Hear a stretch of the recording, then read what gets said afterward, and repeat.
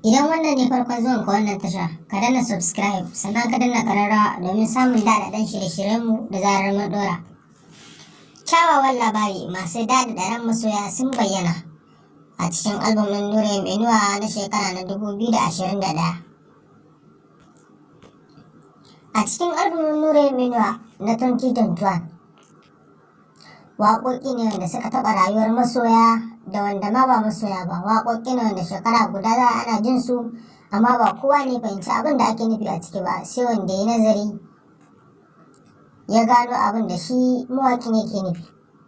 Hakan ba wai yana nufin waƙoƙin sun taɓa wani layi ba ne, a'a. Waƙoƙi ne wanda zai tsayaye shi daga shi sai masoyansa, saboda yanzu shi Nura M Inuwa waƙar da yake ɗin nishaɗi ne da kuma don masoyansa, amma ba yana waƙa ba ne da wata manufa.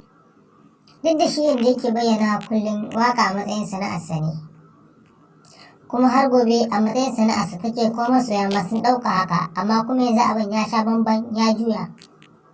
Inda za ka tsaya kallon yanayin waƙoƙin Nura M Inuwa yanzu kawai yana yin waƙa ne akan masoyansa. Sannan kuma album da zai fito na 2021 waƙoƙi ne wanda zai yi tsakaninsa da masoyansa, da kuma waƙoƙi da suka shafi ɓangare daban-daban.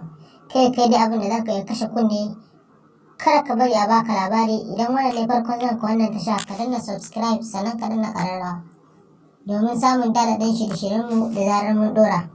Sannan ka tuttura mutane, kar a bar su a baya. Bugu da ƙari, Nura M Inuwa zai sake album ɗinsa nan ba da jimawa ba. Kai dai ko in baka so a baka labari, ka danna subscribe a wannan tasha sannan ka danna ƙararrawa domin samun daɗaɗɗen shirye-shiryenmu da zarar mun ɗora. Kada ku manta, waƙoƙi ne zafafa wanda za su fito, kuma kana danna subscribe a wannan tasha ka danna ƙararrawa, da zarar waƙoƙin sun fito ba sai ka ji labari daga bakin wani ba, kawai kana hawa wayarka za ka ji labarinsu. Mun gode.